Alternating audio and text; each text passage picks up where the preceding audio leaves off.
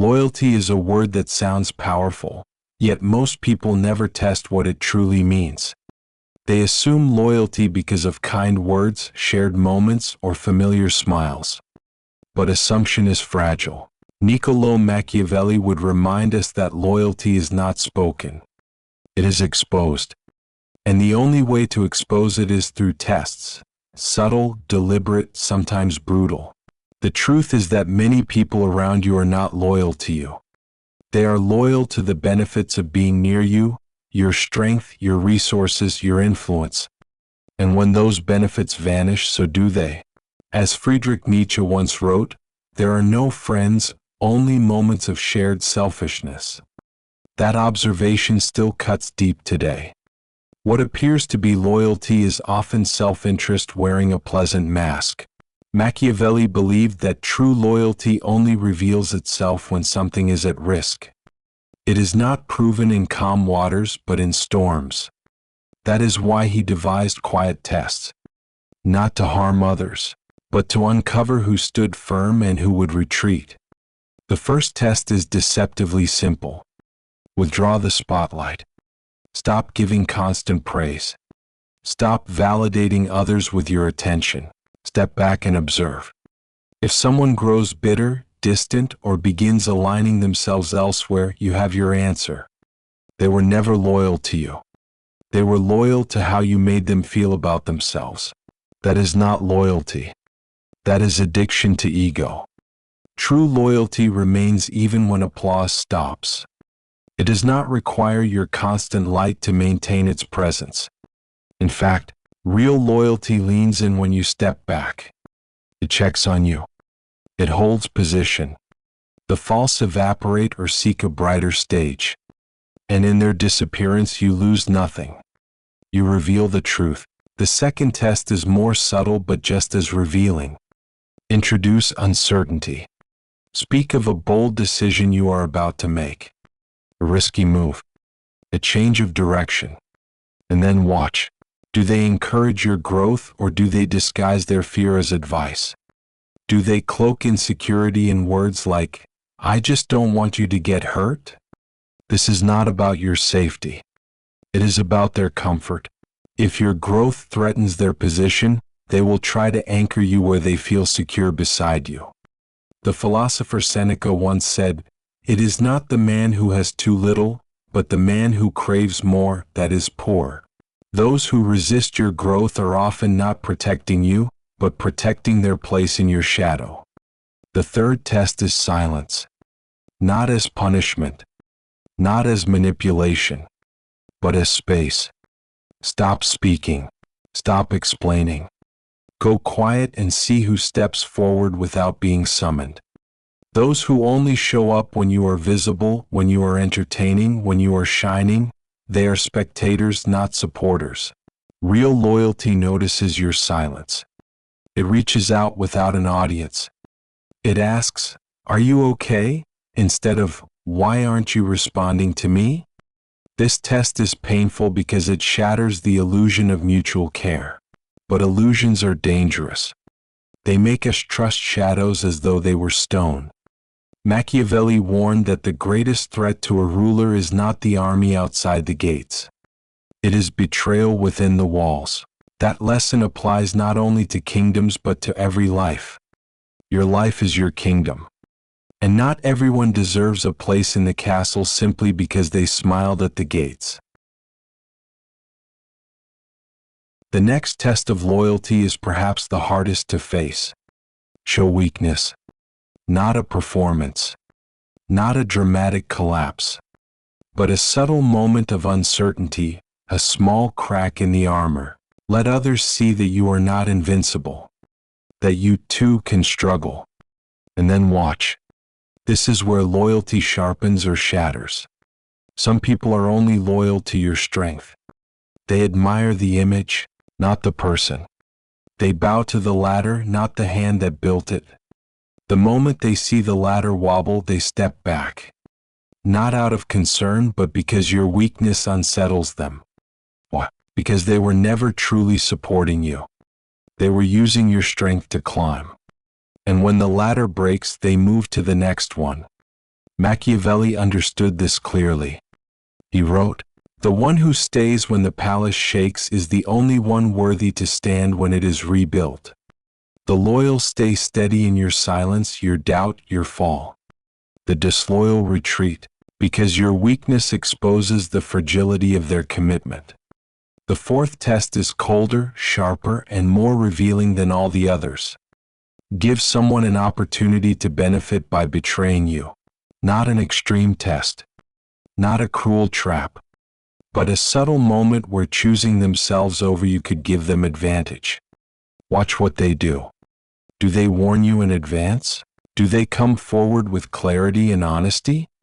Or do they hide it, justify it later, or pretend it was an accident?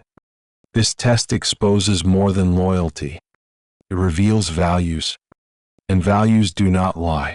Aristotle once observed, "Character may almost be called the most effective means of persuasion. Character is what remains when temptation is near.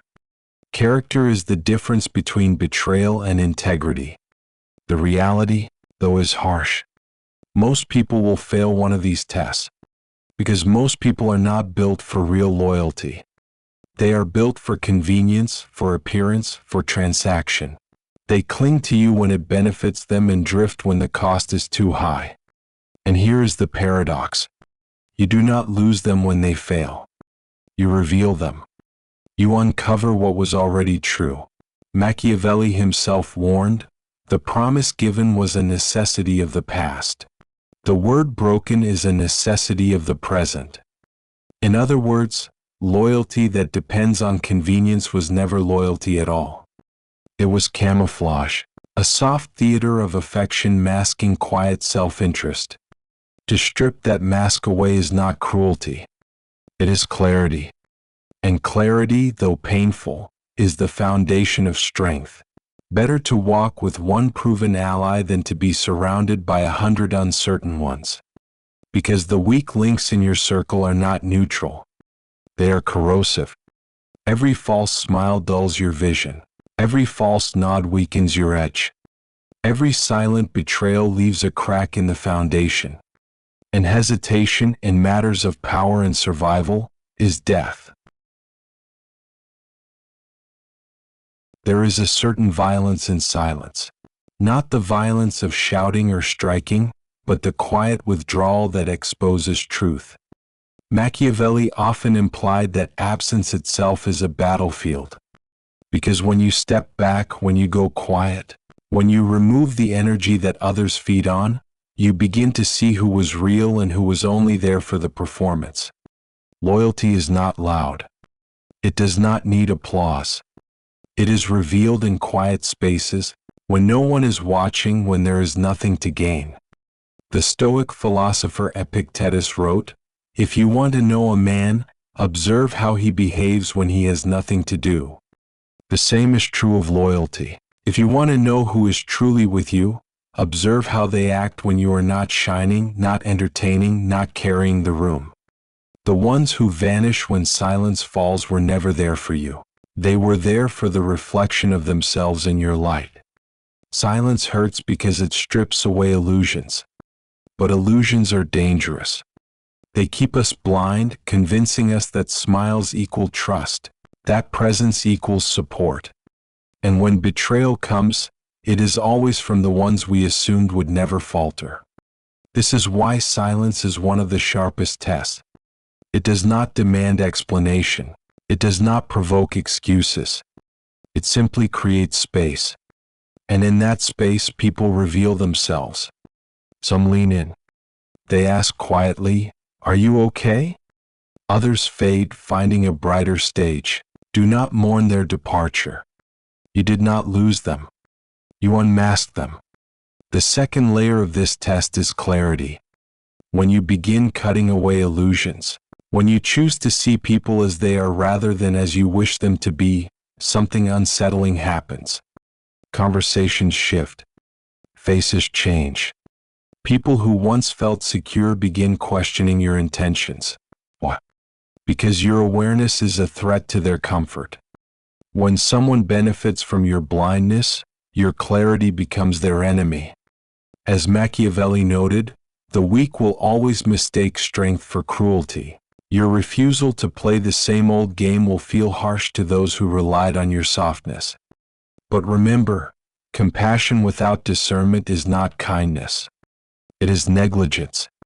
And negligence, when it comes to loyalty, is betrayal of yourself. Most people live surrounded by shadows. They mistake noise for loyalty. They mistake flattery for devotion. They call acquaintances friends and transactional bonds family. But when silence falls, the truth emerges. And the truth is that loyalty is rare. It is not measured by how someone treats you when you are strong, but by how they hold you when you are weak. It is not proven when you are present, but when you are absent. And it is not spoken in words, but in consistency. The Chinese strategist Sun Tzu once said, "In the midst of chaos, there is also opportunity." Silence is your chaos. Feels empty, even hollow at first, but within that emptiness lies opportunity. Opportunity to see who is real. Opportunity to fortify your circle. Opportunity to rebuild, not crowded but clean. Because every false friend removed is not subtraction. It is purification. It is the clearing of noise, the sharpening of focus, the strengthening of foundation. So when silence exposes the weak, let them go. Without explanation. Without apology.